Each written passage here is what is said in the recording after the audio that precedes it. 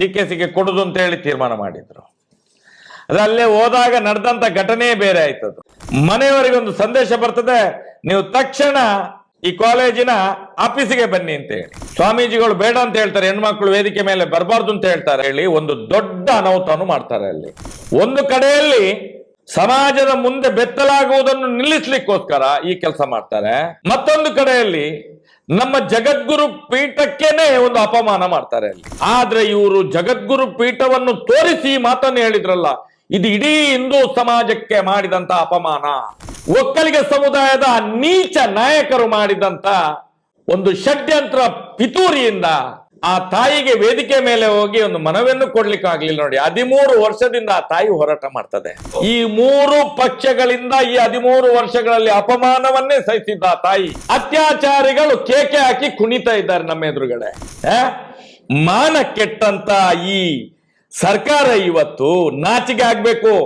ಈ DKC ಅಂತ ಒಬ್ಬ ಉಪಮುಖ್ಯಮಂತ್ರಿಗೆ ಏನಾದ್ರೂ ನಾಚಿಕೆ ಮಾನ ಮರ್ಯಾದೆ ಇದೆಯಾ? ನನ್ಗೆ ಆ ಭಾಗ್ಯ ಕೊಡಿ, ಈ ಭಾಗ್ಯ ಕೊಡಿ, ಅದಲ್ಲ, ನನ್ಗೆ ನ್ಯಾಯದ ಭಾಗ್ಯ ಕೊಡಿ ಅಂತ ಕೇಳಲಿಕ್ಕೆ ಹೋಗಿದ್ದು ಸರ್ಕಾರವನ್ನು. ಜಗದ್ಗುರು ಪೀಠಕ್ಕೆ ಮಾಡಿದಂತ ಅಪಮಾನ, ನೀವು ಸರ್ವನಾಶ ಆಗಿ ಹೋಗ್ತೀರಿ. DKC ಅವರೇ, ಶೃಂಗೇರಿ ಶಾರದಾಂಬೆಯ ಶಾಪ ನಿಮ್ಗೆ, ನೀವು ನಂಬಿದಂತ ನೋವಿನ ಕೆರೆ ಅಜ್ಜಯ್ಯನ ಶಾಪ ನಿಮ್ಗೆ, ಧರ್ಮಸ್ಥಳದ ಮಂಜುನಾಥನ ಶಾಪ ನಿಮ್ಗೆ, ಅಣ್ಣಪ್ಪ ಸ್ವಾಮಿಯ ಶಾಪ ನಿಮ್ಗೆ. ಉಪಮುಖ್ಯಮಂತ್ರಿ ಮಾಡಿದ್ದು ನಮ್ಗೆ ಏನಾಗ್ತದೆ? ಮುಕ್ತಿ ಸಿಗ್ತದೆ. ಅರೆ ಪಾಪಿಗಳು, ನಿಮ್ಗೆಲ್ಲ ಮುಕ್ತಿ ಎಲ್ಲಿ ಸಿಗ್ತದೆ? ಸೌಜನ್ಯ ಆ ಮಗು ಇದ್ದದ್ದೇ ಒಕ್ಕಲಿಗ ಸಮುದಾಯದ ಮಗು. ಕಳೆದ 13 ವರ್ಷಗಳಿಂದ ನಿರಂತರವಾಗಿ ಹೋರಾಟಗಳು ನಡೀತಿದೆ.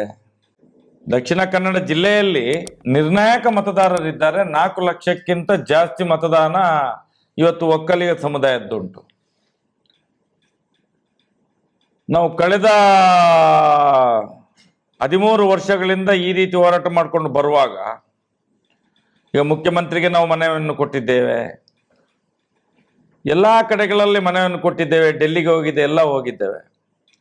ಒಂದು ಒಕ್ಕಲಿಗ ಸಮುದಾಯದ ಒಂದು DCM DK ಶಿವಕುಮಾರ್ ಬರುವಾಗ ಕೂಡ ನಾವೊಂದು ಯೋಚನೆ ಮಾಡಿದ್ದೆವು, ಅವರಿಗೊಂದು ಮನವಿಯನ್ನು ಕೊಡುವ,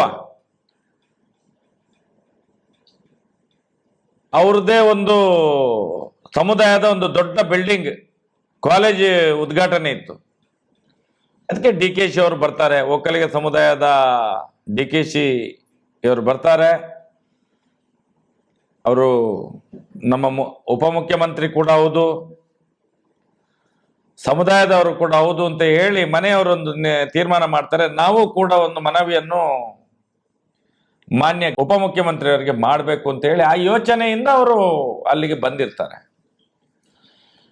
ಅದಲ್ಲಿಗೆ ಬಂದಿದ್ದಾರೆ ಅಂತ ಹೇಳೋದಕ್ಕಿಂತ ಅದು ಆದ ಘಟನೆ ಬೇರೆ. ಅಲ್ಲಿ ಏನು ಮನವಿಯನ್ನು ಸ್ವೀಕಾರ ಮಾಡಬೇಕಿತ್ತು, ವೇದಿಕೆಯಲ್ಲಿ ಮನವಿಯನ್ನು ಸ್ವೀಕಾರ ಮಾಡಬೇಕಿತ್ತು. ಶೃಂಗೇರಿ ಗುರುಗಳ ಒಂದು ಸಮ್ಮುಖದಲ್ಲಿ ಅದನ್ನು ಉಪಮುಖ್ಯಮಂತ್ರಿಯವರ ಕೈಗೆ ಎಕ್ವಿಟಲ್ ಕಮಿಟಿ 2 ಸಲ ಆದೇಶ ಆದರೂ ಕೂಡ ತನಿಖೆ ಮಾಡಲಿಲ್ಲ. ಅದನ್ನು ಪ್ರಸ್ತಾಪ ಮಾಡಬೇಕು. ಮತ್ತೆ ನನ್ನ ಮಗಳಿಗೆ ಅನ್ಯಾಯ ಆಗಿ, ಅತ್ಯಾಚಾರ ಆಗಿ, ಕೊಲೆ ಆಗಿ, ಗ್ಯಾಂಗ್ ರೇಪ್ ಆಗಿ 13 ವರ್ಷ ಆಯಿತು. ಇದನ್ನು DKC ಇವರ ಸನ್ಮುಖದಲ್ಲಿ ಮಾತಾಡಬೇಕು ಅಂತ ಆ ತಾಯಿ ಹಂಬಲಿಸ್ತಿದ್ರು. ಅದಕ್ಕೋಸ್ಕರ ಅವರ ಕುಟುಂಬ ಮತ್ತು ಇಲ್ಲಿಯ ಒಂದಷ್ಟು ಅವರ ಸಮುದಾಯದ ಜನಗಳು ನೀವು ಬರಬೇಕು, ನಾವೆಲ್ಲ ಸೇರಿ ಇಡೀ ಒಕ್ಕಲಿಗ ಸಮುದಾಯದ ಎದುರುಗಡೆ ಅಷ್ಟೊಂದು ದೊಡ್ಡ ಸಭೆಯಲ್ಲಿ ಅದನ್ನು DKCಗೆ ಕೊಡುದು ಅಂತ ಹೇಳಿ ತೀರ್ಮಾನ ಮಾಡಿದ್ರು. ಅದಲ್ಲೇ ಹೋದಾಗ ನಡೆದಂತ ಘಟನೆ ಬೇರೆ ಆಯ್ತದು. ಯಾವಾಗ ಅಲ್ಲಿಗೆ ಬಂದು ಮುಟ್ಟರೋ, ಸಭೆಯ ಒಳಗೆ ಬರುವುದಕ್ಕಿಂತ ಮೊದಲೇ ಮನೆಯವರಿಗೆ ಎಲ್ಲಿ ಬೆಳಿಗ್ಗೆ ಹೋಗಿ ಅವರು ಪಾಪ 10-10:30 ಗಂಟೆಗೆ DKC ಅವರು ಬರ್ತಾರೆ. ಇಡೀ ಕಾರ್ಯಕ್ರಮದ ಒಂದು ಸ್ಟೇಜ್ ಅಲ್ಲಿ ಏನು ಫಂಕ್ಷನ್ ಇದೆ ಅದರ ನಿಗದಿಯಾದ ಫಂಕ್ಷನ್ ಅಲ್ಲೇ ಅದನ್ನು ಗುರುತಿಸ್ತಾರೆ. ಸೌಜನ್ಯಳ ತಾಯಿ ಕೂಡ ಬರ್ತಾರೆ, ಮನವಿ ಕೊಡುವುದು ಅದನ್ನೆಲ್ಲ ಗುರುತು ಮಾಡ್ತಾರೆ. ಗುರುತು ಮಾಡಿ ಅದೊಂದು ಮನವಿಯ ಒಂದು ಇದನ್ನು ಓದ್ಲಿಕ್ಕೆಲ್ಲ ಇತ್ತು. ಎಲ್ಲ ರೆಡಿ ಮಾಡಿ ಇವರನ್ನು ವೇದಿಕೆ ಮುಂಭಾಗದಲ್ಲೇ ಕೂರಿಸಿದ್ರು. ಯಾವಾಗ ಉಪಮುಖ್ಯಮಂತ್ರಿ DKC ಅವರು ಬೆಳ್ತಂಗಡಿ ವಾಣಿಯ ಆ ಉದ್ಘಾಟನೆ ಆಗುವಂತ ಜಾಗಕ್ಕೆ ಬಂದಾಗ ಮನೆಯವರಿಗೊಂದು ಸಂದೇಶ ಬರ್ತದೆ, ನೀವು ತಕ್ಷಣ ಈ ಕಾಲೇಜಿನ ಆಫೀಸಿಗೆ ಬನ್ನಿ ಅಂತ ಹೇಳಿ. ದುರ್ದೈವ ನೋಡಿ, ಆಫೀಸಿಗೆ ಬನ್ನಿ ಅಂತ ಹೇಳಿ. ಯಾಕಂತ ಹೇಳಿದ್ರೆ ಆ ಸಂಘಟಕರು ಏನ್ ಹೇಳ್ತಾರಂತ ಹೇಳಿದ್ರೆ, ಇವರ ಇಷ್ಟು ದೊಡ್ಡ ಒಂದು ಕಾಲೇಜನ್ನು ಉದ್ಘಾಟನೆ ಮಾಡ್ಲಿಕ್ಕೆ ಜಗದ್ಗುರು ಪೀಠದ ಜಗದ್ಗುರುಗಳು ಬೇಕು, ಅವರ ಆಶಯ ಬೇಕು, ಅವರ ಆಶೀರ್ವಾದ ಬೇಕು. ಅದನ್ನು ಯಾವ ರೀತಿ ಕಲ್ಪನೆ ಕೊಡ್ತಾರೆ ಈ ಮನೆಯವರಿಗೆ? ನೀವು ಕೆಳಗೆ ಆಫೀಸಿಗೆ ಬನ್ನಿ, ಹೆಣ್ಣು ಮಕ್ಕಳು ಇದ್ರೆ ವೇದಿಕೆಗೆ ಬರ್ಲಿಕ್ಕೆ ಆಗೋದಿಲ್ಲ. ಕುಸುಮಾವತಿ ಅಕ್ಕನಿಗೆ, ಆ ತಾಯಿಗೆ ಸ್ವಾಮೀಜಿಗಳು ಬೇಡ ಅಂತ ಹೇಳ್ತಾರೆ, ಹೆಣ್ಮಕ್ಳು ವೇದಿಕೆ ಮೇಲೆ ಬರಬಾರ್ದು ಅಂತ ಹೇಳ್ತಾರೆ. ಅದಕ್ಕೋಸ್ಕರ ನೀವು ಆಫೀಸಿಗೆ ಬಂದು ಆ ಮನವಿಯನ್ನು ಕೊಡು ಅಂತ ಹೇಳಿ ಒಂದು ದೊಡ್ಡ ಅನಾಹುತವನ್ನು ಮಾಡ್ತಾರೆ. ಅಲ್ಲಿ ಒಂದು ಕಡೆಯಲ್ಲಿ ಸಮಾಜದ ಮುಂದೆ ಬೆತ್ತಲಾಗುವುದನ್ನು ನಿಲ್ಲಿಸ್ಲಿಕ್ಕೋಸ್ಕರ ಈ ಕೆಲಸ ಮಾಡ್ತಾರೆ, ಮತ್ತೊಂದು ಕಡೆಯಲ್ಲಿ ನಮ್ಮ ಜಗದ್ಗುರು ಪೀಠಕ್ಕೇನೆ ಒಂದು ಅಪಮಾನ ಮಾಡ್ತಾರೆ. ಅಲ್ಲಿ ಒಕ್ಕಲಿಗರ ಸಮುದಾಯದ ಮುಂದೆ ಇಡೀ ಜಗದ್ಗುರು ಪೀಠಕ್ಕೆ ಅಪಮಾನ ಮಾಡ್ತಾರೆ. ಪೀಠದ ಗುರುಗಳು ಇರುವಾಗ ವೇದಿಕೆ ಮೇಲೆ ಹೆಂಗಸರು ಬರ್ಲಿಕ್ಕೆ ಇಲ್ಲ ಅಂತ ಹೇಳುವಂಥದ್ದು, ಇದು ಎಷ್ಟು ನೋವಿನ ಸಂಗತಿ. ಎಲ್ಲಾದ್ರೂ ಜಗದ್ಗುರು ಪೀಠದಲ್ಲಿ ಇಂಥ ಘಟನೆ ಯಾವುದೇ ವೇದಿಕೆಯಲ್ಲಿ ಇಲ್ಲಿ ತನಕ ನಡೀಲಿಲ್ಲ. ಆದ್ರೆ ಇವರು ಜಗದ್ಗುರು ಪೀಠವನ್ನು ತೋರಿಸಿ ಮಾತನ್ನು ಹೇಳಿದ್ರಲ್ಲ, ಇದು ಇಡೀ ಹಿಂದೂ ಸಮಾಜಕ್ಕೆ ಮಾಡಿದಂತ ಅಪಮಾನ. ಕೆಲವೇ ಅತ್ಯಾಚಾರಿಗಳ ಪರ ಇರುವಂತ ಒಕ್ಕಲಿಗ ಸಮುದಾಯದ ನೀಚ ನಾಯಕರು ಮಾಡಿದಂತ ಒಂದು ಷಡ್ಯಂತ್ರ ಪಿತೂರಿಯಿಂದ ಆ ತಾಯಿಗೆ ವೇದಿಕೆ ಮೇಲೆ ಹೋಗಿ ಒಂದು ಮನವಿಯನ್ನು ಕೊಡ್ಲಿಕ್ಕೆ ಆಗ್ಲಿಲ್ಲ ನೋಡಿ. 13 ವರ್ಷದಿಂದ ಆ ತಾಯಿ ಹೋರಾಟ ಮಾಡ್ತದೆ. ಇವತ್ತು ಸೌಜನ್ಯದ ತಾಯಿ ಹೋರಾಟ ಮಾಡಿದ್ರಿಂದ 13 ವರ್ಷದಲ್ಲಿ ಧರ್ಮಸ್ಥಳ ಗ್ರಾಮದಲ್ಲಿ ರೇಪ್ ಆಗ್ಲಿಲ್ಲ. ಇದು ಇವತ್ತು ಸಮಾಜ ತಿಳ್ಕೊಳ್ಬೇಕು. ಆ ತಾಯಿಯ ಹೋರಾಟದಿಂದಾಗಿ ಇವತ್ತು ಒಂದು ವೇಳೆ ನನ್ನ ಮಗು ಕಳ್ಕೊಂಡು ಬಿಟ್ಟಿದ್ದೇವೆ, ನಮ್ಗೆ ಯಾಕೆ ಇದಲ್ಲ ಅಂತ ಹೇಳಿ ಸುಮ್ಮನೆ ಕೂತಿದ್ರೆ ಇವತ್ತು ಅದೇ ಗ್ರಾಮದಲ್ಲಿ DKC ಇಲ್ಲಿಗೆ ಬರುವಾಗಲೂ ಕೂಡ ಆಗಿ ಸಾಯುವಂತ ಪರಿಸ್ಥಿತಿ ಇತ್ತು. ಇಲ್ಲಿ ತನಕ ಕೂಡ ಅದು ನಿಂತೋಗಿದೆ. ಇವತ್ತು ಸಮಾಜ ಅದನ್ನು ತಿಳ್ಕೊಳ್ಬೇಕು. ಅಂತ ಒಂದು ಮಹಾತಾಯಿಯನ್ನು ವೇದಿಕೆಗೆ ಕರೆದು ಒಂದು ಹಾಲನ್ನು ಸ್ವೀಕಾರ ಮಾಡಲಿಕ್ಕೆ ನಕಾರ ಮಾಡ್ತಾರಂತ ಹೇಳಿದ್ರೆ, ಆಫೀಸಿಗೆ ಬನ್ನಿ ಅಂತ ಹೇಳ್ತಾರ. ಆದ್ರೆ ನಮ್ಗೇನು DKCಗೆ ಇದು ತಾಯಿ ಕೊಟ್ಟು ಏನು ಮನವಿ ಕೊಟ್ಟು ನ್ಯಾಯ ಸಿಗ್ತದಂತೇಳಿ ನಾವು ಯೋಚನೆ ಕೂಡ ಮಾಡಲಿಲ್ಲ. ನನ್ನ ಹತ್ರ ಕೇಳುವಾಗ ಹೇಳಿದೆ, ನಾವೊಂದು ಮನವಿ ಕೊಡ್ತೇನೆ ಅಂತ ಹೇಳುವಾಗ ಹೋಗಿ ಅಮ್ಮ ಅಂತ ಹೇಳಿದೆ ನಾನು. ಆ ತಾಯಿಗೆ ಹೋಗಿ ನಿಮ್ಮ ಸಮುದಾಯದ ಒಂದು ರಾಜ್ಯದ ಉಪಮುಖ್ಯಮಂತ್ರಿ ಅವರು, ಒಕ್ಕಲಿಗ ಸಮುದಾಯದವರು ಏನಾದ್ರೂ ನಿಮ್ಗೆ ಅವರು ನ್ಯಾಯ ಕೊಡಿಸ್ತಾರೆ. 13 ವರ್ಷದಿಂದ ನೀವು ಹೋರಾಟ ಮಾಡ್ತಿದ್ದೀರಲ್ಲ, ಈಗ ಒಂದು ತಾರ್ಕಿಕ ಅಂತ್ಯಕ್ಕೆ ಬಂದಿದೆ ಅಲ್ಲ, ಈಗಲಾದ್ರೂ ನಿಮ್ಗೆ ಒಂದು ನ್ಯಾಯ ಕೊಡ್ಬೋದಮ್ಮ. ಹೋಗಿ ಯಾರು ಕೇಳಿದ್ರು ಬೇಡ ಅಂತ ಹೇಳ್ಬೇಡಿ, ನೀವು ಹೋಗಿ ಕೊಡಿ, ನ್ಯಾಯ ಕೊಡಿಸ್ತಾರೆ ಉಪಮುಖ್ಯಮಂತ್ರಿ ಅಂತ ಹೇಳಿ ನಾನು ಕಳಿಸಿದ್ದವ್ರನ್ನು ಹೋಗಿ ಅಮ್ಮ ಅಂತ ಹೇಳಿ.